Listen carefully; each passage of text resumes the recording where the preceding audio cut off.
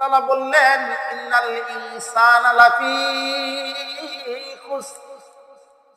ও পয়গম্বর, ও হাবিব, আপনাকে যারা ক্ষতিগ্রস্ত বলছে আমি আল্লাহ বলতেছি নিশ্চয় নিশ্চয় তারাই ক্ষতিগ্রস্ত। বলেন না সুবহানাল্লাহ। সাথে সাথে পয়গম্বর আরেকটা কথা আল্লাহ পাক আরেকটা বিষয় জানায় দিলেন,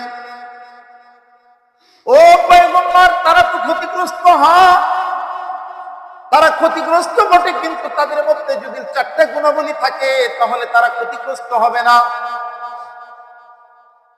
আপনার সাথী সঙ্গী যারা আছে, আপনার সঙ্গপঙ্গ যারা আছে, এই মক্কার মধ্যে যারা আছে তাদের মধ্যে যদি 4টা গুণাবলী থাকে তারা ক্ষতিগ্রস্ত নয়। কি গুণাবলী?